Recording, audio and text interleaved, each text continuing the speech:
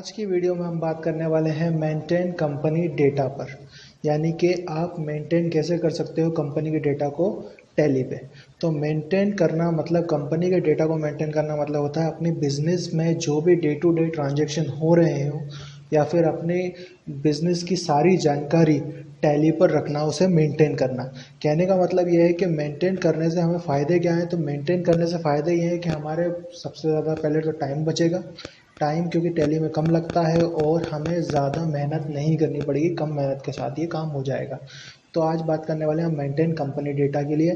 तो सबसे पहले कंपनी में डेटा को मेंटेन करने के लिए हमें यूज़ करना होता है टैली को। तो टैली के अंदर सबसे पहले हमें क्रिएट करनी होती है कंपनी, यानी कंपनी क्रिएशन। ठीक है, कंपनी क्रिएशन का मतलब होता है अपनी बिजनेस की आइडेंटिटी बनाना, जिससे आप उसके अंदर डे टू डे ट्रांजैक्शन का डेटा रख सको। तो इसके लिए टैली ने आपको फीचर दिया हुआ है, कंपनी इन्फो नाम का एक मेन्यू दिया हुआ है कुछ इस तरीके का। बैक कर लिया मैंने इसको, अल्टर के साथ F3 प्रेस किया।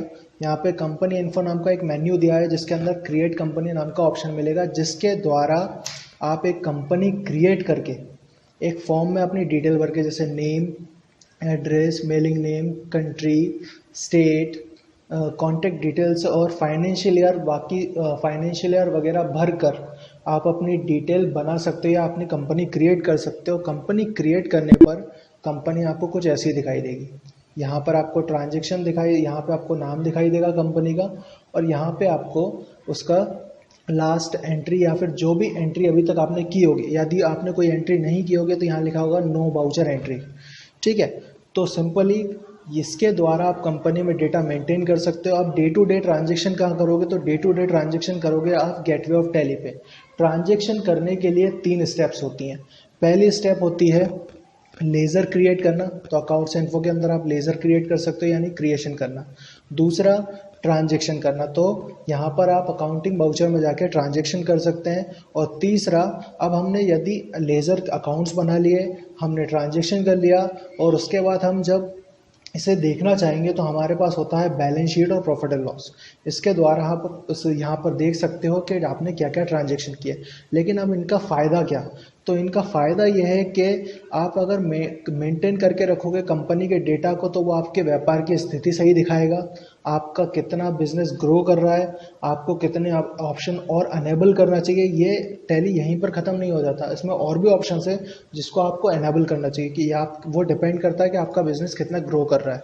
ठीक है, अब यदि आपके बिजनेस में कोई डे टू डे ट्रांजैक्शन की आप एंट्री इस पर रखोगे तो वो आपको सही तरीके से दिखाएगा। और यदि आप इसको सिक्योर करना चाहते हो, अब बात आ गई कि भाई हमने इतना सारा डेटा यहाँ पर मेंटेन तो कर लिया, लेकिन सिक्योरिटी के लिए क्या। तो सिक्योरिटी के लिए टैली ने 2 आपको सिक्योरिटी कंट्रोल दिए हुए हैं यहाँ पे।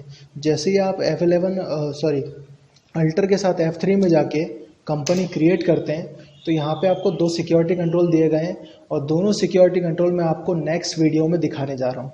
ठीक है, तो ये हम नेक्स्ट वीडियो में या नेक्स्ट क्लास में देखने वाले हैं। तो वहाँ पे मैं कंपनी क्रिएट करना भी बताऊँगा, और वहाँ पर ही मैं आपको बताने वाला हूँ सिक्योरिटी कंट्रोल। ठीक है, तो सिंपली इसके द्वारा आप अपने बिजनेस में डाटा को मेंटेन कर सकते हो, इसमें कंपनी क्रिएट कर सकते हो, कंपनी को टेम्परेरी बंद कर सकते हो, सिलेक्ट कर सकते हो, और जो भी ट्रांजैक्शन किए हैं उन्हें आसानी से प्रिंट कर सकते हो, जिससे आपका डेटा इसमें सेफली मेंटेन रहेगा। और आपके ऊपर डिपेंड करता है कि आप कितने लोगों तक इसके डेटा को शेयर करना चाहते हो या नहीं करना चाहते हो। अगर शेयर नहीं करना चाहते हो तो नहीं होगा, लेकिन अगर आप शेयर करना चाहते हो तो आराम से आप उसे शेयर कर सकते हो। यहाँ पर रिमोट एक्सेस फीचर भी दिया गया है टैली RP9 के अंदर। ठीक है, तो ये टैली के कुछ फीचर्स हैं जिसके द्वारा आप है ना मेंटेन कर सकते हो कंपनी के डेटा को। तो नेक्स्ट क्लास में हम इसके आगे देखेंगे।